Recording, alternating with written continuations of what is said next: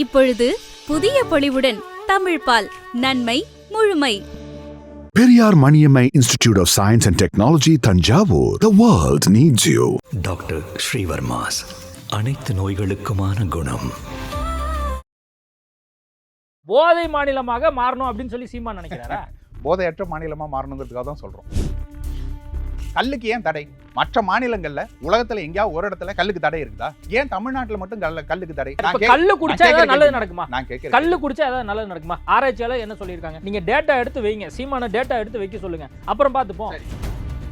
நான் வர்றேன், டாஸ்மாக் கடைகளை உடைத்து தள்ளுவோம், போராட்டம் நடத்துவோம், நாளைக்கே போராட்டத்தை நடத்துவோம், வர்றீங்களான்னு கேட்குறோம்.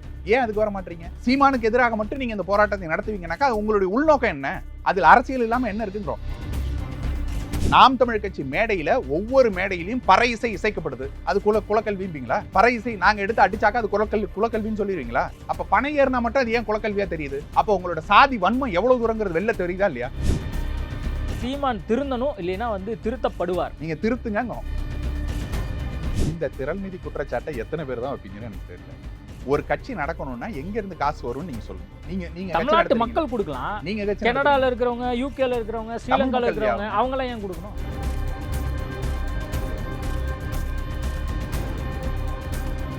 ஐபிசி தமிழ் நேயர்களுக்கு வணக்கம். இன்றைய நேர்காணலில் நம்மோடு இணைந்திருக்கிறார் நாம் தமிழர் கட்சியை சேர்ந்த மருத்துவர் கார்த்திகேயன் அவர்கள். வணக்கம். வணக்கம். கடந்த வாரம் தூத்துக்குடியில் கல் இறக்கிய சீமான் அப்படின்னு சொல்லி பரபரப்பாக பேசப்பட்டுச்சு. இது தொடர்பாக கிருஷ்ணசாமி புதிய தமிழகம் கட்சியினுடைய தலைவர் சீமான் மீது வழக்கு போடணும், யார் யாரெல்லாம் கூட இருந்தாங்களோ அவங்க மீதுலாம் வழக்கு போடணும் அப்படின்னு சொல்லியிருக்காரு. தாராளமாக போட்டுக்கோங்கன்னு தான் சொல்கிறோம். டாஸ்மார்க்கை திறந்து விட்டு இங்கே அத்தனை பேரும் குடிக்க வச்சு அதெல்லாம் கெடுக்கும்போது அதுக்கெல்லாம் நீங்கள் எதிராக குரல் கொடுக்க மாட்டீங்க, அதற்கு எதிராக போராட்டங்கள் நடத்த மாட்டீங்க, போராட்டங்கள் இயல்பாக நடத்தக்கூடிய மக்களுக்கு கூட நீங்கள் செவிசாய்க்க மாட்டீங்க, அவர்களோடு நிற்க மாட்டீங்க. ஆனால் விவசாயி சார்ந்து நாங்கள் ஒரு போராட்டத்தை முன்னெடுத்து கல் எங்கள் பாரம்பரியமான ஒரு மது, பாரம்பரியமான ஒரு உணவு, அதை நாங்கள் எடுத்து குடிப்போம் அப்படின்னு சொன்னாக்கா அதுக்கு எதிராக நீங்கள் கேஸ் போடுவீங்கன்னா போடுங்க, பார்ப்போம் மக்கள் யார் பக்கம் நிற்கிறாங்கிறது பார்ப்பீங்க. நீங்கள் இதை ஒரு உணவுன்னு சொல்கிறதே முதல்ல தப்பு. எப்படி இதை உணவுன்னு சொல்கிறாங்க? இது உடலுக்கு தீங்கான ஒரு விஷயம் அப்படிங்கிறாரு. ஒரு விஷயம் என்ன நீங்கள் புரிஞ்சுக்கணும்னா, எது உணவு எது உணவு இல்லை அப்படிங்கிறத நீங்கள் எடுத்து பார்க்கணும். கல் என்பது பனம் மரத்திலிருந்து வரக்கூடிய ஒரு பால். அது ஊட்டச்சத்து மிக்க ஒரு இனிப்பான ஒரு பொருள் தான். அந்த கல்லுங்கிறது வரும்போது பனம் பாலாக தான் வருது. அந்த பனம் பால் நொதித்த பிறகு தான் அதில் ஆல்கஹால்ங்கிற ஒரு கண்டென்ட் வருது. பனம் பாலை நீங்கள் நேரடியாக குடிச்சிங்கனாக்கா அதில் ஆல்கஹால் கண்டென்ட்டே இருக்காது. அதை நீங்கள் சுண்ணாம்பு தடவி பதநீராக குடிச்சிங்கன்னா அதில் கால்சியம் சத்துலேருந்து, விட்டமின்லேருந்து, நிறைய சத்துக்கள், ஜிங்க்லேருந்து எல்லாமே உடலில் சேரும் அப்படிங்கிறது எல்லாருக்கும் தெரிஞ்ச வெளிப்படையான ஒரு இது. எப்போ ஒரு விஷயத்தை நீங்கள் வெறும் மது அப்படின்னு நீங்கள் ஒதுக்கி வைக்கலாம் அப்படின்னாக்கா அதில் எந்த விதமான ஊட்டச்சத்துமே இல்லை அப்படின்னா, உதாரணத்துக்கு நீங்கள் மற்ற எந்த மதுவை வேணாலும் எடுத்துக்கோங்க, அது ஓட்காவாக இருக்கட்டும், விஸ்கியாக இருக்கட்டும், பிராந்தியாக இருக்கட்டும், இதை எதை எடுத்தீங்கன்னாலும் அதில் இருக்கக்கூடிய ஊட்டச்சத்து அப்படின்னு உடலுக்கு ஏதாவது சேருமானா எதுவுமே சேராது. ஆனால் இந்த கல்லை எடுக்கும்போது நான் சொன்னது போல் விட்டமின்லேருந்து, மினரல்ஸ்லேருந்து இது எல்லாமே ஊட்டச்சத்துக்கள் இருக்குது. அது மைக்ரோ நியூட்ரியன்ஸ் அப்படின்னு சொல்லுவோம். அப்போ இந்த மைக்ரோ நியூட்ரியன்ஸ் இருக்கிறதை நீங்கள் உணவாகத்தான் பார்க்க முடியும். அதில் 1% ஆல்கஹால் இருக்குங்கிறதுனால, அதில் ஒரு பகுதி ஆல்கஹாலும் இருக்குங்கிறதுனால அது உணவுப் பொருளே இல்லை அப்படின்னு நீங்கள் சொல்ல முடியாது. அப்போ சீமான் அந்த கல் இறக்கி குடிச்சது ஊட்டச்சத்து மிகுந்த ஒரு சத்தான ஒரு இதை தான் சாப்பிட்டுருக்காரு. இல்லை, நீங்கள் அப்படி நீங்கள் எடுத்துக்க வேண்டாம். நான் சொல்கிறது என்னென்னா, கல்லுங்கிறது உணவுப் பொருளே இல்லை அப்படின்னு சொல்கிறாங்கல்ல. இப்போ நீங்கள் அந்த அதாவது பனைமரத்துலேருந்து வரக்கூடிய பாலை தான் நீங்கள் எடுத்து காய்ச்சிறீங்க, அது பதநீராகுது, அது கருப்பட்டியாக மாறுது. இந்த கருப்பட்டி உணவுப் பொருளாக இல்லையா? அதே பால் தானே அது. அந்த பாலை நீங்கள் எடுக்கிறீங்கன்னா அது உணவுப் பொருளாக இல்லையா? எந்த மருத்துவர் இது ஒரு உணவு, இது உடல் நலத்துக்கு எந்த ஒரு கேடும் விளைவிக்காது அப்படின்னு சொல்லி யாராவது சொல்லியிருக்காங்களா? எந்த ஆராய்ச்சியாளர்களாவது சொல்லியிருக்காங்களா அப்படின்னு சொல்லி ஒரு வேலிடான பாயிண்ட் கேட்குறாங்க. நான் கேட்கக்கூடிய கேள்வி இதுதான். நீங்கள் பனைமரத்திலிருந்து வரக்கூடிய பாலை தான் நீங்கள் இறக்குறீங்க இல்லையா? இந்த பால் உணவுப் பொருளாக மாறுதா இல்லையாங்கிறதான் கேள்வி. இதை கருப்பட்டியாக மாற்றலாம், பதநீராக மாற்றலாம், குழந்தைகள் குடிக்கக்கூடிய பதநீராக இருக்குது, இது எல்லாமே இருக்குதுங்கும் போது அது உணவுப் பொருள் இல்லைன்னு நீங்க எப்படி சொல்றீங்க? கல் என்பதே ஒரு போதையை கொடுக்கிறது. அது எப்போ ஒரு ஆல்கஹால் குடிக்கும் போது நம்மளுக்கு என்ன கிடைக்குது? போதை தானே கிடைக்குது அப்படிங்கிறாங்க. நான் இப்ப போதைக்காக நம்ம கல்லை குடிச்சிட்டு வீட்டுல படுத்து கிடக்கணும் அல்லது ரோட்ல படுத்து கிடக்கணும் அப்படிங்கறதா சீமான் விருப்பம். சரி, நான் இப்ப கேட்கிறேன், நீங்க வெறும் அரிசி சாதத்தை நீங்க வடிக்கிறீங்க, இந்த அரிசியை கஞ்சோட சேர்த்து ஒரு 5 நாள் வச்சிருந்துட்டு குடிச்சா அது போதை தருது, அரிசியே சாப்பிட வேண்டாம்னு சொல்லிடலாமா? போதை பொருள் தானே, குடிக்கக்கூடிய போதை பொருள் தானே, அது அணுகக்கூடிய விதம் தான். அவ்வளவுதான் வித்தியாசம்.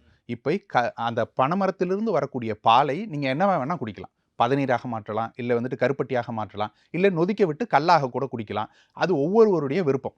இப்போ கேள்வி என்னன்னா, இந்த கல்லுக்கு ஏன் இங்கே தடை இருக்கிறதுங்கிறதான் கேள்வி. நாங்க கேட்கக்கூடிய இல்ல கேள்வி நீங்க தடைக்கு மற்ற போயிட்டீங்கன்னா அதுக்கு முன்னாடி இல்ல, இல்ல, இருக்கக்கூடிய இல்ல. இடத்துக்கு வரேன். இல்ல போதை அப்படிங்கிற ஒரு கலாச்சாரம் இங்க அதிகமா இருக்கு. போதைனால பெண்கள் வந்து அதிகமா பாதிக்கப்படுறாங்க. காரணம் என்னன்னா, கணவன்மார்களோ, ஆண் பிள்ளைகளோ நெறைய பேர் குடிக்கிறனால ரொம்ப சிரமத்துக்கு உள்ளாராங்க, இறந்து போறாங்க. அதனால வாகன விபத்து நடக்குது. நீங்க அப்படி அப்போ கூட போதையில்லா மாநிலமாக தமிழ்நாடு வரணும் அப்படின்லாம் ஒரு பிரச்சாரம். இல்ல நீங்க அப்படி கூட நடந்து வரும்போது எடுத்துக்கோங்க. அல்லது அப்படி கூட டிராவல் எடுத்துக்கோங்க. பண்ணி வரும்போதெல்லாம் எங்கெங்க போர்டெல்லாம் இல்ல இருக்கிறத நம்ம அப்படி கூட பார்க்கிறோம். எடுத்துக்கோங்க. அப்போ போதை மாநிலமாக மாறணும் அப்படின்னு சொல்லி சீமான் நினைக்கிறாரா? போதையற்ற மாநிலமா மாறணுங்கிறதுக்காக தான் சொல்றோம். நீங்க ஒரு நபருக்கு கல்லையும் கொடுங்க, பிராந்தியும் கொடுங்க. ஒரு குடிகாரர் இருக்கார். நீங்க 2யுமே கொடுங்க. எது வந்துட்டு அவருக்கு போதை அதிகமா கொடுக்குதுன்னு பாருங்க. இல்ல அவரால் எவ்வளவு தூரம் குடிக்க முடியுங்கிறத நீங்க பாருங்க. கல்லை அதிகமா குடிக்க முடியுமா? அவர் எவ்வளவு குடிச்சாலும் வந்துட்டு அவருக்கு வந்துட்டு போதை ஏறுமா? அல்லது பிராந்தியோ, விஸ்கியோ, வோட்காவோ வேற எந்த ஏதாவது வேணா எடுத்துக்கோங்க. பீரோ எதோ வேணா எடுத்துக்கோங்க. ஒயின் கூட எடுத்துக்கோங்க. ரொம்ப கம்மியான ஆல்கஹால் கண்டென்ட் இருக்குங்கிறாங்க அந்த பீர் ஒயின்ல எல்லாம். அதை கூட எடுத்துக்கோங்க. அதை ஒப்பிட்ட அளவுல வந்துட்டு கல் அதிக போதை கொடுத்துருமா? அப்போ போதை இல்லாமல் அவன் தெளிவாக இருப்பான்னாக்க இது ஒரு நல்ல மதுவாக தானே மாறும். இயற்கை மதுவாக தானே இல்ல மாறும். மதுன்னு வந்தக்கப்புறம் அது நல்ல மது, கெட்ட மது அப்படின்னு எதுவும் இருக்கா சரி, என்ன? அப்படி இல்ல அப்படின்னா ஐயா கிருஷ்ணசாமி என்ன கேட்கணும்னா மது ஒழிப்புன்னு கேட்கணும். இல்ல அண்ணன் ஆல்ரெடி மது திருமாவளவன் ஒழிப்புக்காக நான் மது போராட்டம் ஒழிப்புன்னு நிறைய பண்ணியிருக்கேன். என்ன நீங்க செய்தது அண்ணன் திருமாவளவனர்களோ இவர்களோ வந்துட்டு அவங்க சொல்றது என்னன்னா இதை வந்துட்டு ஒரு சாதிய குறியீடாக மாத்துறாரு, அவர் பனை மரத்துல ஏறிட்டாரு, இதெல்லாம் சொல்றாங்கல்ல. இதுக்கெல்லாம் காரணம் என்ன அப்படின்னா அண்ணன் சீமான் எடுத்து வைக்கக்கூடிய இது அவர்களுக்கு உண்டான நெருக்கடியை கொடுக்குது. இங்கே ஒரு இல்ல கிருஷ்ணசாமிக்கு என்ன நெருக்கடி கொடுக்குதுன்னு தெரியல. அவர் ஏன் இந்த விஷயத்துல இவ்ளோ மும்முரம் காட்டுறாருன்னா, அவர் அடிப்படையில அந்த கொள்கையை வச்சிருக்காரு. மது இல்லாத ஒரு மாநிலமாக இருக்கணும் அப்படிங்கிறது அவரோட கொள்கையா அவர் இது வச்சிருக்காரு. வரைக்கும் கூட்டணியில இருந்த கட்சிகள் மது ஒழிப்பை பத்தி பேசியிருக்குதா ஏதாவது ஒரு கட்சி? அப்ப கூட்டணியில போய் சேர்ந்துக்கிட்டு அவங்களுக்கெல்லாம் வலு சேர்த்து அவங்களெல்லாம் வந்துட்டு வலுவாக்கி விட்டது யாருன்னு கேட்டாக்கா அவர் தானே. மது ஒழிப்பை பேசணும்னாக்கா கூட்டணியில இருக்கும் போதில் பேசணும். நீங்க அதை எதிர்த்து பேசி நான் கூட்டணி வைக்க வேண்டும் என்றால் உங்களுக்கு எங்களுடைய வாக்கு வேண்டும் என்றால் மது ஒழிப்பை கொண்டு வாங்கன்னு பேசணும். ஏதாவது ஒரு தலைவர்கள் அது போல பேசுறாங்க. நாங்க பேசுறோம் டாஸ்மார்க்கை மூடணும், இந்த சாராயத்தை ஒழிக்கணும், இந்த மது கலாச்சாரத்தை ஒழிக்கணும், கள்ளச்சாராயத்தை ஒழிக்கணும். நாம் தமிழ் கட்சி போராடுகிறது. மற்ற யாராவது போராட முடியுமா? ஏன் அப்படின்னா கள்ளச்சாராயத்தில் இருக்கக்கூடிய ஆல்கஹாலோட கண்டென்ட் எவ்வளவு அதில் இருக்கு. கள்ளச்சாராயம்னு இவங்க எதை சொல்றாங்க அப்படின்னா எத்தனால் கிடையாது, மெத்தனால். நீங்க மெத்தனால் கொடுக்கறது வந்துட்டு எவ்வளவு தூரம் வந்துட்டு உயிரை பறிக்குங்கிறது எல்லாருக்கும் தெரியும். கள்ளச்சாராய சாவு நடந்துச்சா இல்லையா? அப்பெல்லாம் எங்க இருந்தாரு ஐயா கிருஷ்ணசாமி? போராடல, திமுகவுக்கு எதிராக கொண்டு போய் நிக்கல. ஏன் திமுகவுக்கு எதிராக இவ்வளவு தூரம் பரப்புரையை கொண்டு போய் சேர்க்கல? அண்ணன் சீமானுக்கு எதிராக இவ்வளவு தூரம் பரப்புறவர் ஸ்டாலினை கைது செய்யணும்னு ஏன் சொல்லல? உங்களுடைய நிர்வாக சிக்கல் தான், உங்களுடைய நிர்வாக கோளாறு தான். நீங்கள் கொண்டு வந்ததுனால தான் இந்த கள்ளச்சாரம் இவ்வளவு வந்துருச்சு. இத்தனை பேர் செத்து போயிட்டாங்க கள்ளக்குறிச்சியில. போராடல, அப்போ ஸ்டாலினை கைது பண்ணணும்னு சொல்லல. சீமானை மட்டும் கைது செய்யணும்னா என்ன? அவர் சொல்றதுக்கான காரணம் என்னன்னா, ஒரு தடை செய்யப்பட்ட ஒரு விஷயத்த தமிழ்நாட்டுல இவர் வந்து ஒரு தலைவரா இருந்து கொண்டு இந்த மாதிரி எல்லாரையும் கூப்பிட்டு வச்சு இந்த மாதிரி கல் இறக்க கேள்வி அங்கதாங்க வருது. ஏன் தடைங்கிறதான் கேள்வி. கல்லுக்கு ஏன் தடை? மற்ற மாநிலங்கள்ல உலகத்துல எங்கேயாவது ஒரு இடத்துல கல்லுக்கு தடை இருக்குதா? ஏன் தமிழ்நாட்டுல மட்டும் கல்லுக்கு தடை? மற்ற மாநிலங்கள் ஏதாவது வந்துட்டு டாஸ்மார்க் நிறுவனம் அதுக்கு நீங்க வழக்கு போடலாம். வழக்கு போட்டு நீங்க நீதிமன்றம் போராட்டத்தின் ஒரு வடிவம் தாங்க. மற்ற மாநிலங்கள்ல தமிழ்நாட்டுல இருக்கு, ஏன் வந்து இத கொண்டு வந்திருக்கீங்க அப்படின்னு கேட்கலாம்ல. கல் இறக்குதுங்கிறது ஒரு போராட்டத்தின் வடிவம் தான். நீங்கள் உப்பை எடுக்கக்கூடாது தடை அப்படின்னு சொல்லி இந்திய அரசாங்கம் சொல்லுது. காந்தியார் அவர்கள் என்ன பண்ணாரு? அரசுக்கு நான் வந்துட்டு எதிராக போராடுறேன், அற வழியில போராடுறேன் அப்படின்னு தான் போராடினாரு. என்ன போராட்டத்தை நடத்தாரு? உப்பு சத்தியாகிரகம் செஞ்சாக்கா அவர் நேரடியாக போய் உப்பு அள்ளினாரா இல்லையா? ஏன் உப்பு அள்ளினாருனாக்க நீ எப்படி தடை செய்யலாம், இது எங்களோட உணவு, அதுதானே கேட்டாரு. அதனுடைய இன்னொரு பாணி தான் இது. நீங்கள் உப்பை வந்துட்டு தடுத்து நிறுத்தும் போது உப்பு சத்தியாகிரகத்தை காந்தியார் அவர்கள் என்ன செய்தாரோ அதே மாதிரியான ஒரு வீச்சு தான் அண்ணன் சீமான் அவர்கள் கல்லை இறக்குவதும். பனை ஏறுவதுங்கிறது, பனை உணவுங்கிறது எங்களுடைய பாரம்பரிய உணவுகளில் கலந்தது. அதில் கல்லும் ஒரு மது. அந்த மதுங்கிறது எங்களுடைய பாரம்பரிய மது. மற்ற எந்த மது கொடுக்கறதை விடையும் இது வந்துட்டு உடல் நலத்துக்கு கேடு அதிகமா கொடுக்கறது இல்ல. அதை எதையுமே தடை செய்யாத நபர்கள் நீங்க சொல்றது எதுங்கிறத கிருஷ்ணசாமி ஒரு வேலிடான பாயிண்ட் சொல்றாரு. கல்லு வந்து அமலுக்கு வந்துருச்சு அப்படின்னா ஆண் பெண் 2 பேரும் குடிக்க ஆரம்பிச்சிருவாங்க. ரொம்ப ரொம்ப சாதாரணமான கேள்வி கேட்கிறேன். இப்ப கேரளாவில் கல் இருக்குதா இல்லையா? இருக்கு. ஆந்திராவில் இருக்குதா இல்லையா? கர்நாடகத்தில் இருக்குதா இல்லையா? இப்ப கேரளாவில் இருக்கிற எல்லா பெண்களும் கல் குடிச்சிட்டு செத்து போயிட்டாங்களா? எல்லாரும் குடும்பத்தோட போய்கிட்டா அப்படியே குடிச்சு செத்து போயிடறாங்களான்னு கேட்கிறேன். கேரளாவில் நடக்காத ஒரு விஷயம் தமிழ்நாட்டில் மட்டும் நடக்கும் நீங்க எப்படி வந்துட்டு யூகிச்சு கொள்றீங்கிற கேள்வி தான் எழுப்புறோம். கேரளாவில் தடை இல்ல. இப்ப தமிழ்நாட்டில் ஏன் இந்த தடை இருக்குங்கிற கேள்வி எழுப்பணுமா இல்லையா? அப்போ ஒரு விவசாயம், அது பனை சார்ந்த ஒரு தொழில், பனை சார்ந்த விவசாயத்தை நீங்க மொத்தமா தடை செய்து வைப்பீங்கன்னாக்க அந்த தடை ஏன் செய்யணுங்கிற கேள்வி இருக்கிறதா இல்லையா? நீங்க கள்ளச்சாராயத்துக்கு இதனால ஏதாவது நல்லது நடக்குமா சார்? இப்ப கல்லு குடிச்சா ஏதாவது நல்லது நடக்குமா? நான் கேட்கிறேன். கல்லு குடிச்சா ஏதாவது நல்லது நடக்குமா? ஆராய்ச்சியாளர் என்ன சொல்லியிருக்காங்க? நீங்க டேட்டா எடுத்து வைங்க, சீமான டேட்டா எடுத்து வைக்க சொல்லுங்க, அப்புறம் பார்த்துப்போம். சரி, கல்லு குடிச்சா நல்லது நடக்குமா இல்லையாங்க இருக்கீங்க. சாராயத்தை குடிக்காமல் கல்லை குடித்தால் என்ன நடக்குங்கிறதான் கேள்வி. இப்ப சாராயம் குடிக்கிறவன் இருக்கானா இல்லையா? கள்ளச்சாராயத்தை குடிக்கிறவன் இருக்கானா இல்லையா? சாகுறானா இல்லையா? கல்லை குடிச்சிட்டு செத்தவன் எத்தனை பேர்? அந்த வரிசையில இதுவும் வருது. கல்லை குடிச்சிட்டு செத்தவன் எத்தனை பேருங்கிற டேட்டாவை நீங்க எடுத்து வைங்கிறோம். கல்லை குடித்து விட்டு அவன் வந்துட்டு சொத்தை எல்லாம் வித்துட்டான்ப்பா, மொத்தமா வந்துட்டு இழந்துட்டான், வாங்குற சம்பளம் மொத்தத்தையும் கல்லுக்கே போயிருச்சு.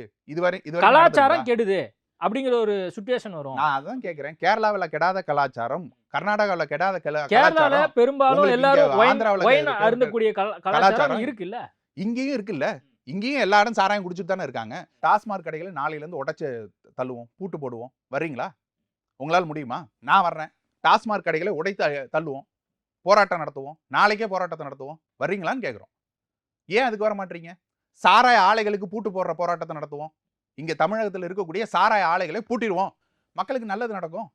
அந்த போராட்டத்தை ஏன் முன்னெடுக்க மாட்டீங்க? கள்ளச்சாராயத்தை குடிச்சிட்டு சாகுறான்னாக்கா அந்த கள்ளச்சாராயம் விற்கப்படுதுங்கிறது போலீஸுக்கு தெரியுமா தெரியாதா? தெரியுமா தெரியாதா? வித்து செத்து அத்தனை பேர் செத்த பிறகு அடுத்த மாதத்தில் அவன் வெளியாகி வந்து திரும்ப கள்ளச்சாரம் விற்கிறான்னாக்கா என்ன அர்த்தம்? வித்தாங்களா இல்லையா? அப்ப அதுக்கெல்லாம் வந்துட்டு போலீஸ்க்கு எதிராக நீங்க எந்த குரலும் எழுப்பல. அந்த போலீஸினுடைய உச்சபட்ச மந்திரியா உட்கார்ந்து இருக்கக்கூடிய முதலமைச்சரை கைது பண்ணணும்னு எதுவும் சொல்லல. சீமானுக்கு எதிராக மட்டும் நீங்க இந்த போராட்டத்தை நடத்துவீங்கன்னாக்கா உங்களுடைய உள்நோக்கம் என்ன? அதில் அரசியல் இல்லாம என்ன இருக்குங்கிறோம். இதுல கல்லை நீங்கள் தடை செய்வதற்குண்டான ஒரே ஒரு காரணம் சொல்லட்டா, இந்த டாஸ்மார்க்கை நிறுவனத்தை இவர்கள் மோனோபோலியாக மாற்றி வைத்துக் கொண்டு அதற்குண்டான சரக்கு கொள்முதல்களை எங்க இருந்து எடுக்கிறாங்கன்னா இவர்கள் வைத்திருக்கக்கூடிய ஆலைகள்ல இருந்து. அப்ப இந்த ஆலைகள் சுபிட்சமாக நடக்கணும், இந்த ஆலைகள் லாபகரமாக நடக்கணும்னாக்க இங்கே ஒரு மாற்று மது இருக்கக்கூடாது. குறைந்த செலவில் மக்களுக்கு வந்துட்டு உடல் நலத்துக்கு பெரியதாக கேடு விளைவிக்காத ஒரு மது இங்க இருக்கக்கூடாது. அவ்வளவுதானே உங்களுக்கு. அந்த மதுவை இங்க கொண்டு வந்துட்டா டாஸ்மார்க் நிறுவனத்தில் உள்ள வியாபாரம் குறையும். அந்த வியாபாரம் குறைஞ்சா இந்த ஆலை முதலாளிகளுக்கு நட்டம் ஏற்படும். அவ்வளவுதானே. திமுக காரங்கள சொல்லணும். கிருஷ்ணசாமி சொல்றதுக்கான தேவை எல்லாரும் அதே தாங்க சொல்றாங்க. கிருஷ்ணசாமி சொல்றதுக்கு வேற ஒரு காரணம் இருக்கு. அவர் சாதிய ரீதியாக பேசுவாரு, இதை கொண்டு வந்து ஒரு சாதியோட ஒப்பிடுவாரு. எல்லாத்தையும் அண்ணன் திருமாவளவன் அவர்களும் இது வந்துட்டு ஒரு சாதி ரீதியான ஒரு இதும்பாரு, குலக்கல்விம்பாங்க அவங்க கட்சியில இருக்கவங்க எல்லாம்.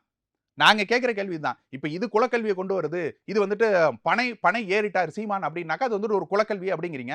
நாளைக்கு போய் மீன் பிடிப்பாரு என்ன சொல்லுவீங்க? நாளைக்கு போய் ஆடு வளர்ப்பாரு என்ன சொல்லுவீங்க? அது ஒரு குலத்தினுடைய கல்வியை கொண்டு போறாரு அப்படிம்பீங்களா?